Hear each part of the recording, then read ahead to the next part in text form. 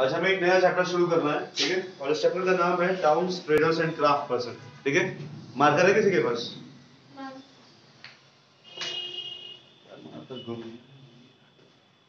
ठीक है।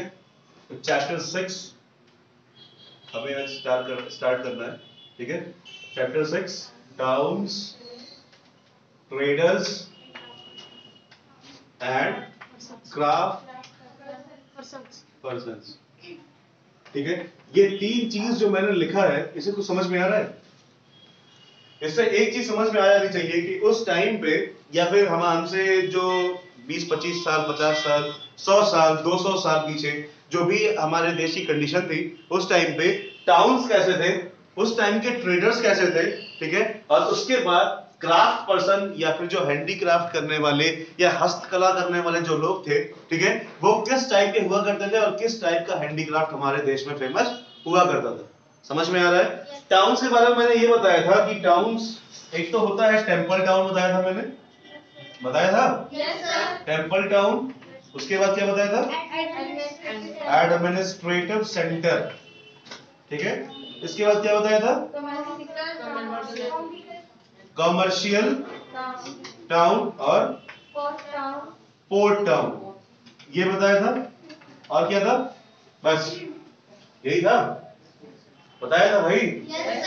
ठीक है। तो ये चार टाउन्स के बारे में मैंने बताया था। तो पहले वाली चीज के बारे में बात करते हैं, तो एक ऐसा टाउन या एक ऐसी सिटी जहां पे टेंपल्स बहुत ज्यादा है, ठीक है, वहां पे रिलीजियस थिंग्स जो है, ठीक है, या रिलीजियस बिलीफ से जुड़ी हुई चीजें जो है वो बहुत ज्यादा है, ठीक है, उसको हम कहेंगे temple town.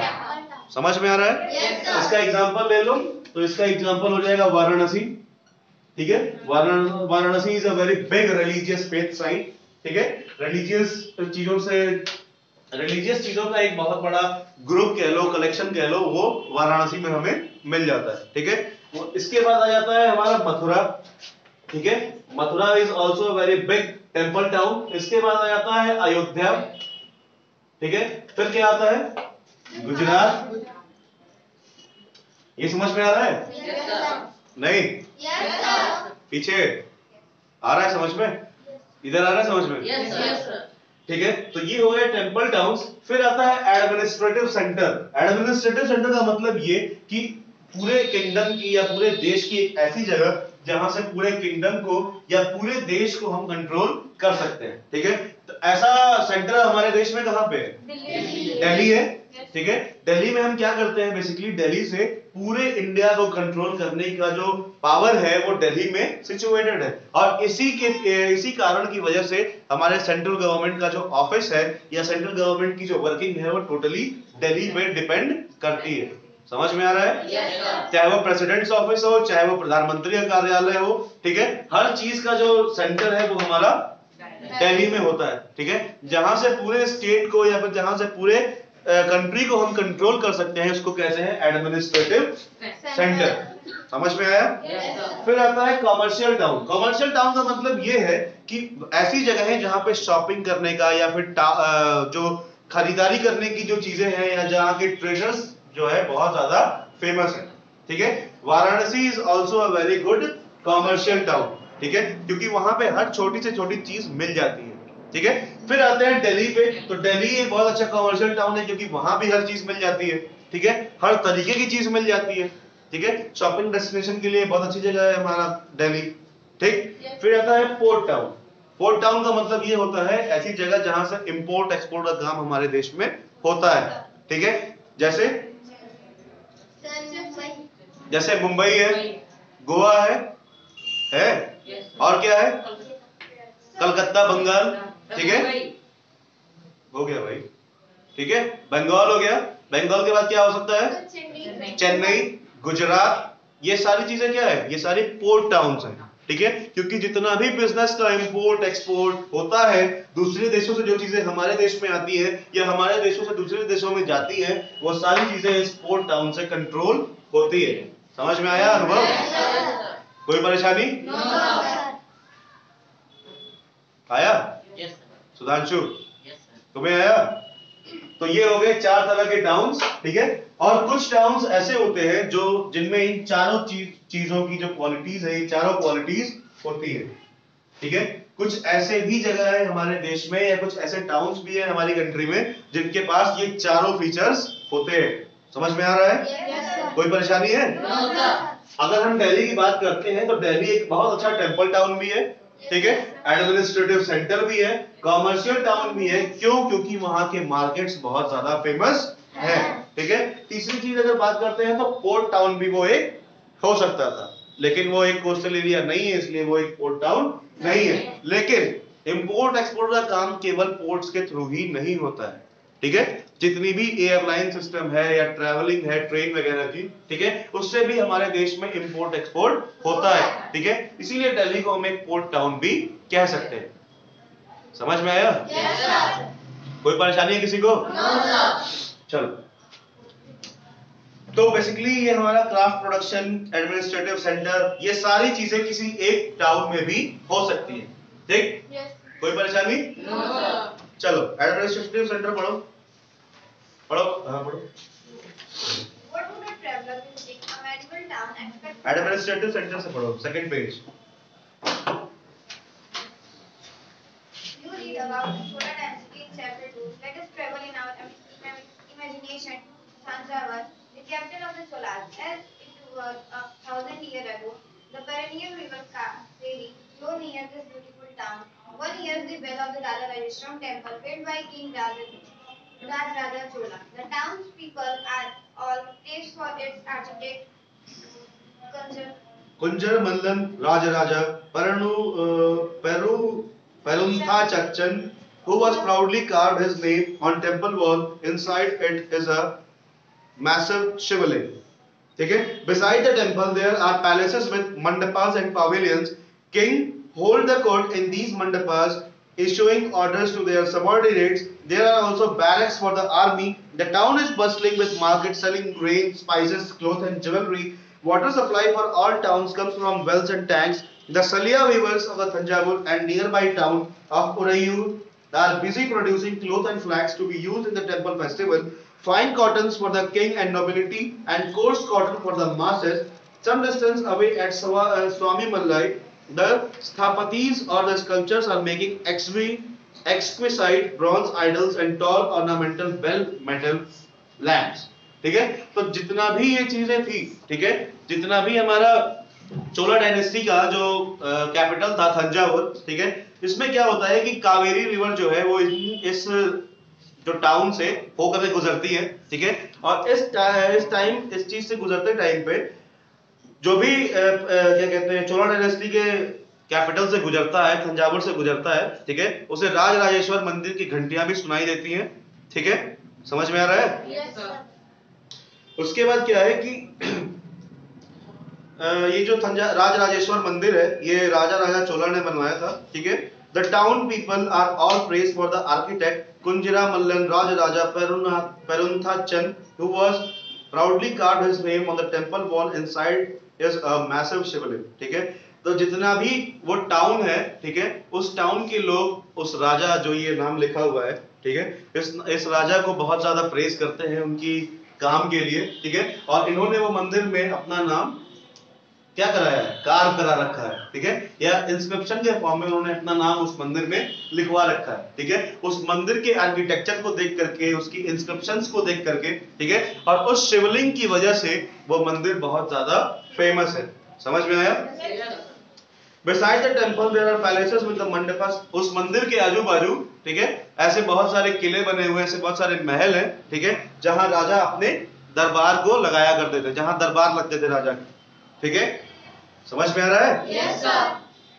Okay, so the kings hold court in these mandapas, issuing order to their subordinates, and there are also barracks for the army. ठीक है, राजा बेसिकली क्या करते थे कि इन एरियाज में अपना दरबार चलाते थे, वहां पे अपने लोगों को काम समझाते थे कि आपको क्या काम करना है, आपके लिए ये काम है, ठीक है। और वहां पे आर्मी के रहने के लिए बैरक्स भी बनाए गए थे। बैरक क्या होता है, कोई बताएगा? बताइए। Sir, ऐसे places जहाँ पे आर्मी रहती है। बेसिकली यही होता है, ठीक है, कि सेना के रहने के लिए जो जगह बनाई जाती है उसको हम बैरक कहते हैं, ठीक। बैठो। The town is bustling with market selling grain, spices, clothes and jewelry. जो उसके आसपास का मार्केट है, ठीक है, उनमें बहुत ज्यादा ट्रेड होता है, ठीक है। वहां पे देखो सबसे इंपॉर्टेंट चीजें क्या बिकती है? Grain, spices, cloth and jewellery, ठीक है। स्पाइसेस का मतलब क्या होता है? मसाले, ठीक है। ग्रेन का मतलब अनाज, क्लॉथ कपड़े और ज्वेलरी का मतलब ऑर्नामेंट्स, ठीक है। जितने भी ज्वेलरी है या फिर जितने भी हीरे जवाहरात बिकते थे वो इस मार्केट में मिल जाते थे। समझ में आया? बस्टलिंग का मतलब बहुत ज्यादा, बहुत मतलब रॉबस्ट एरिया था। रॉबस्ट का मतलब ये होता है कि बहुत ज्यादा भीड़ भाड़ वाला इलाका, ठीक। समझ में आया? चलो सर अभी भी मार्केट है? उस टाइम का पुराना मार्केट है तो जाहिर सी बात है आज की डेट में भी मिलता होगा, ठीक है। समझ में आ रहा है? Yes sir. Okay. Water supply for all the town comes from the wells and tanks. जितने भी कुएं हैं, जितने भी टंकियां बनाई गई है वहां पे, उसी से पूरे शहर की वाटर सप्लाई को कंट्रोल किया जाता है, ठीक है। The Saliya weavers of Thanjavur and the nearby town of the Uraiyur are busy producing cloths for flags to be used in the temple festival. जब उस मंदिर का फेस्टिवल आता है या फिर जब उस मंदिर में पूजा होती है, ठीक है, तो उरैयूर और तंजावुर के जो आसपास के रहने वाले वीवर्स हैं, ठीक है, वो मंदिरों के लिए झंडों के कपड़े बनाते हैं, ठीक है, और उस कपड़ों से वो झंडों को बुनते हैं। समझ में आया? आया कि नहीं आया? नहीं आया? पूछेगा कौन? सपना आएगा? देखो जो उसके उस मंदिर के आसपास के रहने वाले धोबी हैं या फिर वीवर्स हैं, ठीक है, वो क्या करते हैं कि वहां पे जो लोकल फाइबर मिलता है उस लोकल फाइबर का यूज करके वो मंदिर के फेस्टिवल के लिए झंडे बनाते हैं, ठीक। उरैयूर और तंजावुर दो जगह का नाम लिखा है ना इसमें, Thanjavur and the Saliya weavers of Thanjavur and Uraiyur, ठीक है। तो ये क्या करते हैं बेसिकली कॉटन के या जो भी फाइबर उनको मिल जाता है उसका यूज करके वो टेंपल फेस्टिवल के लिए फ्लैग्स बनाते हैं। समझ में आया? कोई परेशानी है किसी को? Okay. So fine cotton for the king and nobility and course cotton for the masses, ठीक है। फाइन कॉटन जो होता है, फाइन कॉटन का मतलब क्या? उस कॉटन को प्रॉपर्ली वीव करके उसका प्रॉपर थ्रेड बना के उसके लिए राजा के और उनके लोगों के कपड़े बनाए जाते हैं, ठीक है। और उसके बाद course cotton for the masses, masses मतलब जो बाकी लोग आते हैं उनके लिए कोर्स कॉटन का यूज करते हैं। कोर्स कॉटन का मतलब क्या होता है कि फाइन कॉटन की क्वालिटी उससे थोड़ी अच्छी होती है और कोर्स कॉटन की क्वालिटी थोड़ी सी कम अच्छी होती है। समझ में आया? बस मासेस का मतलब जो बाकी लोग आते हैं, ठीक है। राजा और उनके परिवार के लिए अच्छे रेशों से कपड़े बनाए जाते हैं और जो बाकी लोग आते हैं उनके लिए जो कपड़े बनते हैं वो किससे बनते हैं? कोर्स कॉटन, ठीक है। यानी कि थोड़ी सी क्वालिटी डिक्रीज कर दी जाती है। समझ में आया? आ गया? चलो। Some distance away at Swami Mallai, the sthapatis or the sculptures are making exquisite bronze idols and tall ornamental bell metal lamps, ठीक है। कुछ दूरी पे, ठीक है, स्वामी मल्लाई में ऐसे स्कल्पटर्स हैं, ठीक है, जो मूर्तियां बनाते हैं ब्रॉन्ज की, ठीक है। ब्रॉन्ज का मतलब क्या होता है? लकड़ी। कॉपर और टिन का mixture.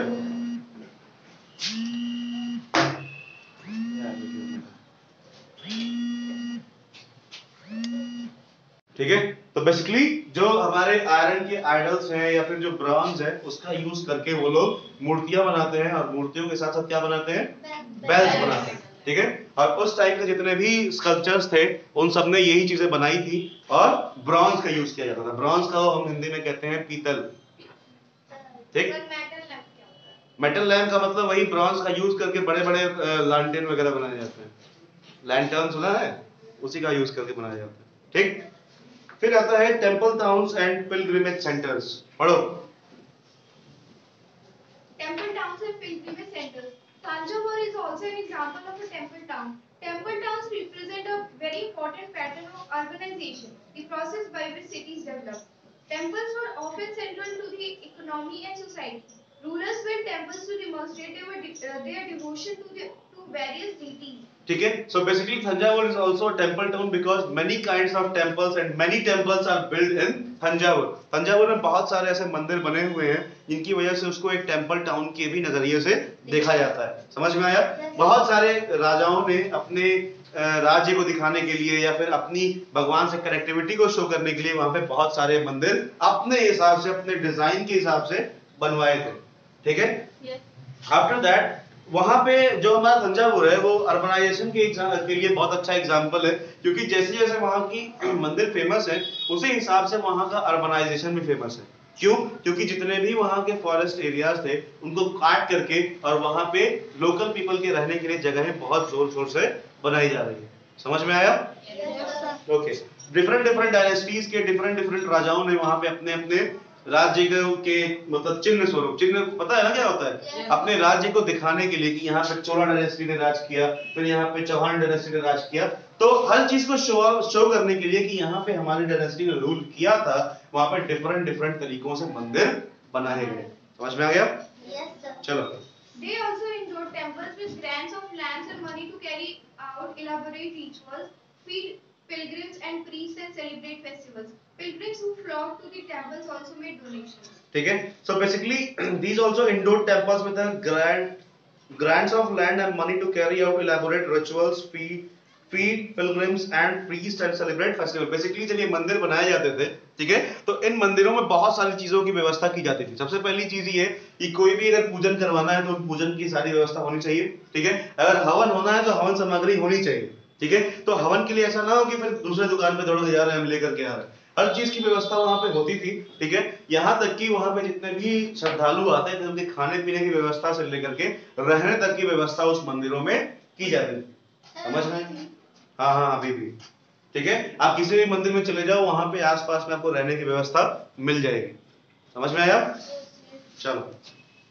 Temple authorities use their wealth to finance. जो पिलग्रिम्स आते थे वहां पे, ठीक है, वो यहाँ तक कि उस मंदिर को डोनेशन भी दिया करते थे, ठीक है। मान लो कोई दूसरे देश का राजा यहाँ पे आया विजिट करने के लिए, ठीक है, उसने इस मंदिर की सुंदरता को देखा और देखा कि मान लो इसमें और कुछ हम इंक्रीज कर सकते हैं और ज्यादा कुछ ऐड कर सकते हैं, और राजा के पास कुछ परेशानी की वजह से उसको ऐड नहीं किया जा रहा है, तो वो उस चीज से खुश होकर के, खाने पीने से खुश होकर के, वहां की सेवा से खुश होकर के उन चीजों को डोनेट भी किया करते थे। आज की डेट में अगर तिरुपति बालाजी के डोनेशन को देखा जाए तो साल भर में कम से कम 300 से 400 करोड़ का डोनेशन मिलता है तिरुपति बालाजी के मंदिर को, ठीक है। साईं बाबा का जो मंदिर है शिरडी में, ठीक है, उसको नहीं कुछ तब भी 250 से 300 करोड़ उसको हर साल मिलता है, ठीक, क्योंकि उसकी जो पहुंच है और उसके जो पिलग्रिमेज, मतलब जो उसके भक्त हैं वो देश विदेश हर जगह तक फेमस है। अक्षरधाम जो मंदिर है, अक्षरधाम को भी कम से कम 100 से 150 करोड़ पूरे साल में डोनेशन मिलता है। समझ में आया? ठीक है। कोई परेशानी? तुम्हारा एक्सप्रेशन मुझे समझ में नहीं है, इतना मिलता है। हाँ चलिए, टेम्पल अथॉरिटीज मार दो उसको ताकि वो फिर 15 दिन के लिए गायब हो जाए। चलो। Temple authorities use their wealth to finance trade and banking. Gradually, a large number of priests, workers, artisans, traders, etc. settled near the temple to cater to its needs and those of the pilgrims. Thus grew temple towns. Towns emerged around temples such as those of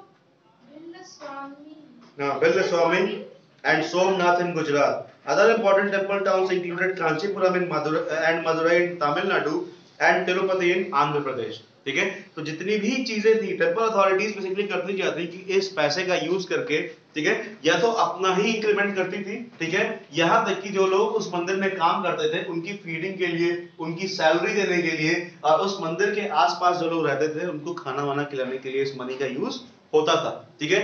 और अपनी needs को पूरा करने के लिए जो भी आसपास के लोग होते थे वो उन मंदिरों के आसपास बस जाते थे, ठीक है। जैसे फ्लोरिस्ट हो गए, फूल बेचने वाले, ठीक है, फूल बेचने वालों के बाद आते हैं जो ये खाना वाना बनाते हैं, ठीक है। जितने भी छोटे मोटे ढाबे होते हैं वो मंदिरों के आसपास ही खुले होते हैं। क्यों? क्योंकि वो लोग ये जानते हैं कि बाहर से जब लोग दर्शन करने आएंगे तो अगर वो यहाँ 2-3 दिन रुकते हैं तो वो यहाँ पे खाना जरूर खाएंगे, ठीक है। तो अपनी मार्केट प्राइस को बढ़ाने के लिए, ठीक है, और अपनी नीड्स को पूरा करने के लिए उन्होंने मंदिर के आसपास टाउन्स को ग्रो करना स्टार्ट कर दिया, ठीक है। और यही टाउन्स आगे चल के टेम्पल टाउन्स में कन्वर्ट हो गए। अब जब भी काशी विश्वनाथ जी के मंदिर में जाओगे, ठीक है, उनके आसपास आपको दुनिया भर की दुकानें दिखेंगी।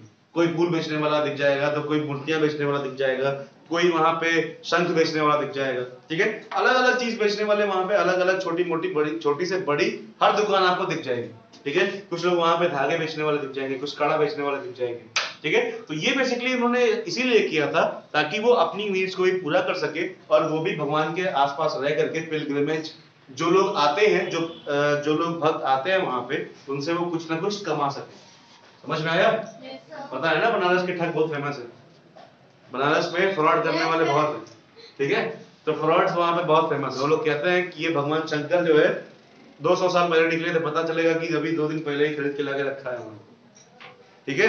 तो बेसिकली इसी तरह से टेंपल टाउन्स को ग्रो करना उन्होंने स्टार्ट कर दिया। अगर आज से आप 50 साल पहले देखो, 100 साल पहले देखो, तो काशी विश्वनाथ जी का जो मंदिर था वो इंडिपेंडेंट हुआ करता था, मतलब केवल वहां पे मंदिर ही था, उसके आसपास कुछ नहीं था, ठीक है? लेकिन धीरे धीरे लोग वहां आके बसने लगे, वहां फिर कुछ फ्लारिस्ट रहने लगे, कुछ फूल बेचने वाले रहे, फिर उसके बाद और लोग आए, उन्होंने अपनी जमीनों को मतलब वहां पे एडजस्ट करना स्टार्ट किया, करते करते करते वहां टाउन बन गया, ठीक है?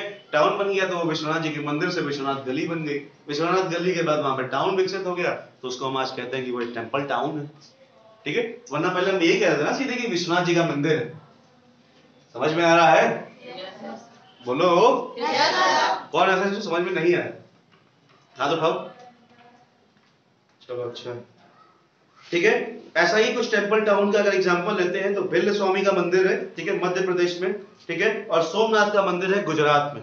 अब भाई देखो, सोमनाथ का मंदिर लोग कहते हैं कि जब राम जी ने वहां पे बैठ के समुद्र देव की पूजा की थी तो वही सोमनाथ मंदिर बाद में बन गया, ठीक है? तो सोमनाथ मंदिर जब उस टाइम पे राम जी ने बैठाया था तो क्या वहां फूल बेचने वाले बैठते थे?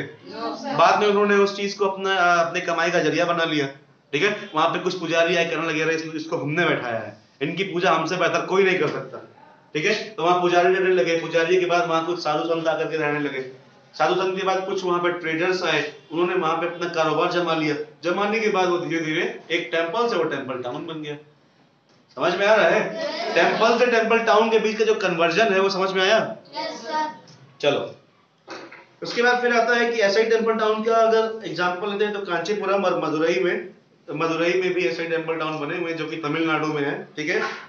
एंड तिरुपति इन आंध्र प्रदेश। जब बालाजी का मंदिर बना था उस टाइम पे वहां पे कुछ नहीं था, ठीक है, केवल मंदिर था, बट बाद में क्या हुआ कि दुनिया भर की दुकानें वहां आसपास में खुल गई, एक मार्केट स्टैब्लिश हो गया, ठीक है? और जब वो मार्केट धीरे धीरे स्टैब्लिश हो गया तो उस मार्केट की डिमांड मंदिर की डिमांड से ज्यादा बढ़ गई। भाई मैं जाऊंगा तो शालिग्राम की मूर्ति लाऊंगा बालाजी से, तो शालिग्राम की मूर्ति कहाँ मिलती है भाई? वही जो मार्केट है वही मिलेगी ना। और वहां के मार्केट से मैं लेकर के आया, मंदिर की ज्यादा इंपॉर्टेंस नहीं है, उस मूर्ति की ज्यादा इंपॉर्टेंस है। क्यों? क्योंकि हमने बालाजी के पास के मार्केट से खरीदी है।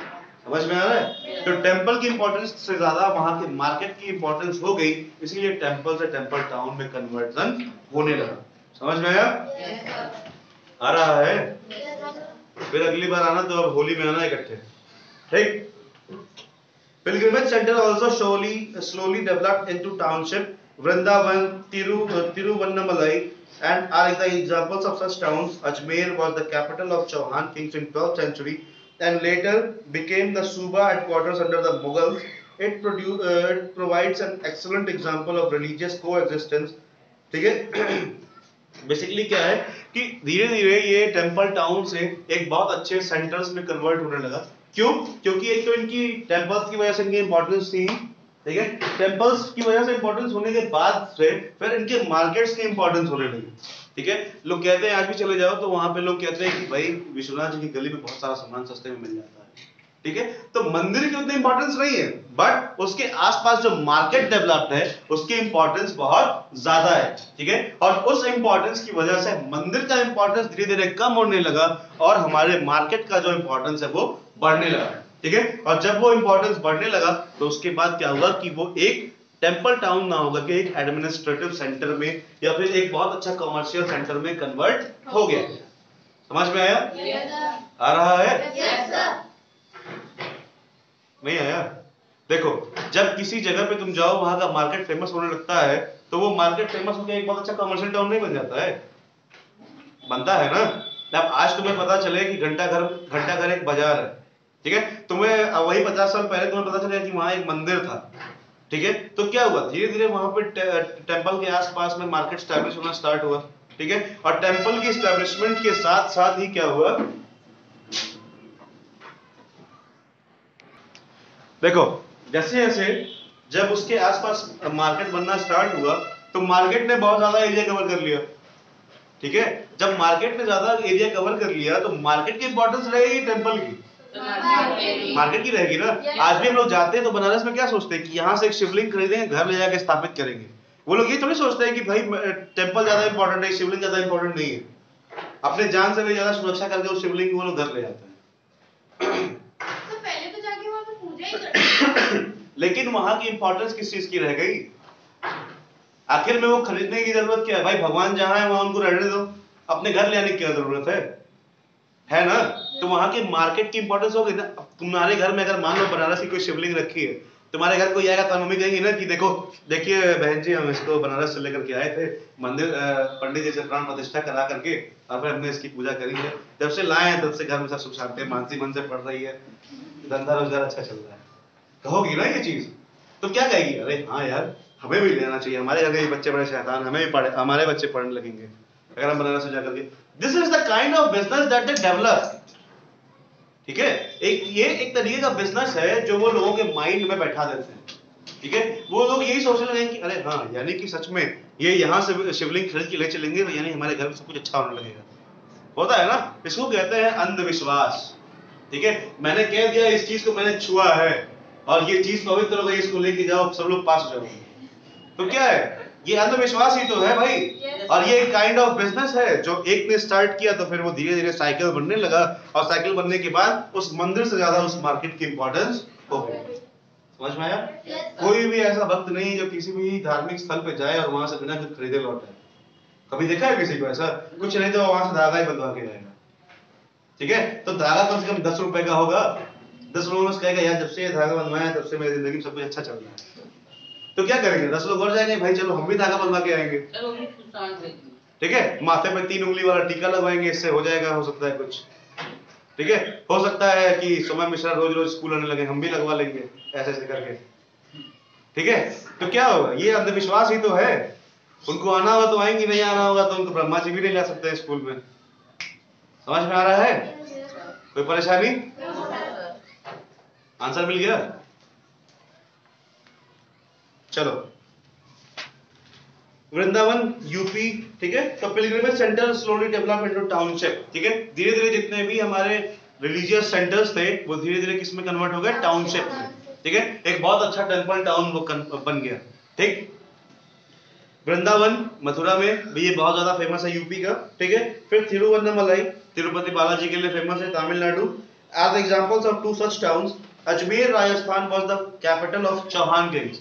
अजमेर जो था वो पहले चौहान किंग्स का कैपिटल था। ठीक है, बाद में क्या हुआ कि जब मुगल रूल इंडिया में इंट्रोड्यूस हुआ तो उसके बाद से ये सूबा बन गया है। सूबा का मतलब क्या होता है? सूबा, सूबेदार, कुछ याद आ रहा है? मनसबदार, मनसबदार, मनसब, याद आया? One kingdom was divided into different parts and each part was known as a mansab and each part was having a governor that was known as mansabdar. आ रहा है यार? आ गया? सूबा वैसा ही होता है। ठीक है, जितने भी एडमिनिस्ट्रेटिव सेंटर किसी एक किंग का होता है वो क्या करते हैं कि डिफरेंट एरियाज में डिवाइड कर देते हैं। ठीक, मान लो मेरा पूरे इंडिया में मेरा कंट्रोल है। ठीक है, तो मैंने क्या किया कि 4 हिस्सों में डिवाइड कर दिया, eastern India, western India, north India, south India कर दिया। अब डिफरेंट एरियाज में मैंने क्या किया कि एक एक अपने अंडर में काम करने वाले रख लिए। ठीक है, अब वो 4 क्या करेंगे? एक ईस्टर्न संभाल रहा है, एक वेस्टर्न संभाल रहा है, एक नॉर्थ संभाल रहा है, एक साउथ संभाल रहा है। ठीक है, तो इन सारे संभालने वालों को मैंने क्या किया कि आप हर चीज की रिपोर्ट तैयार कीजिए और मुझे रिपोर्ट कीजिए। ठीक है, तो I am treated as a sultan and those who are working for me in different direction are known as my subedars. ठीक है, सूबेदार। ठीक है, सूबेदार, मनसबदार, इक्तादारी सिस्टम सब एक ही चीज है, बट अलग अलग राजाओं ने अपने अपने नाम से इसको लॉन्च किया था। समझ में आया? हाँ मॉनिटर, समझ में आ रहा है? चलो, so it provides an excellent in 12th century and later it became the Suba headquarters under the Mughals. ठीक है, जितना भी सूबे की जो कलेक्शन होती थी और जितने भी सूबेदार से जो कलेक्शन आती थी वो यहीं पे आकर के सबकी काउंटिंग होती थी और इन सब चीजों के बारे में सारा रिपोर्ट यहीं पे तैयार करके सुल्तान के पास जाता था। समझ में आया? पक्का? नहीं आया तो बोलो। आ गया?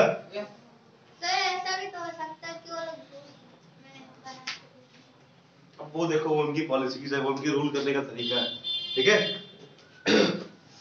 ख्वाजा मोइनुद्दीन चिश्ती, ठीक है, celebrated Sufi saint who settled down there in 12th century, attracted devotees from all creeks. Near Ajmer is a lake Pushkar which has attracted pilgrims from the ancient time. ठीक है, ख्वाजा मोइनुद्दीन चिश्ती ने बाद में जाकर के वहां पे सेटल हो गए वो, ठीक है, बाद में वहां पे फिर अजमेर शरीफ की जो दरगाह है वो बन गई, ठीक है, और जितने भी इस्लाम से रिलेटेड लोग थे उनको वो अट्रैक्ट करने लगी।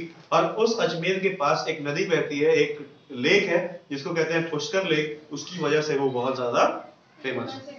समझ में आया? पहले अजमेर क्या था? अजमेर एक कैपिटल था चौहान किंग्स का, ठीक है। चौहान किंग कौन थे भाई? पृथ्वीराज चौहान, ठीक है। तो पृथ्वीराज चौहान का वो कैपिटल हुआ करता था। 12th सेंचुरी के बाद मोइनुद्दीन चिश्ती जाकर के वहां पे सेटल हुए, ठीक है, उनकी डेथ वहीं पे हुई, उनका दरगाह वहां बना, इसकी वजह से वो बाद में, दरगाह मतलब जो मजार वगैरह बन जाती है, मस्जिद वगैरह जो बनता है, ठीक है, वो एक टीचर थे, रिलीजियस गुरु, ठीक है। उसके बाद उनकी दरगाह बन गई, तो उसके बाद लोग जितने भी इस्लाम धर्म के लोग थे वो लोग वहां आने जाने लगे, ठीक है। उसके बाद अजमेर जो है हमारा, अजमेर शरीफ की दरगाह की वजह से फेमस हो गया, ठीक है। उसके पहले वो क्यों फेमस था? क्योंकि वो चौहान राजाओं का कैपिटल था। समझ में आया? कोई ऐसा है जिसे समझ में नहीं आ रहा? ठीक है। अब जो नेटवर्क ऑफ स्मॉल टाउन है इसके बारे में हम कल डिस्कस करेंगे, ठीक है।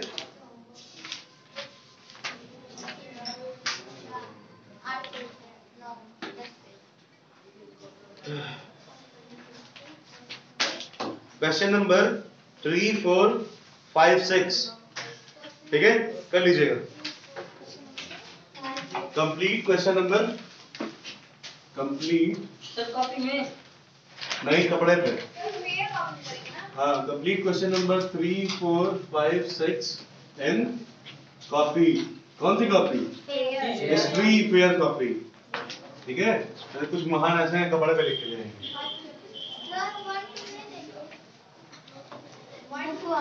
One to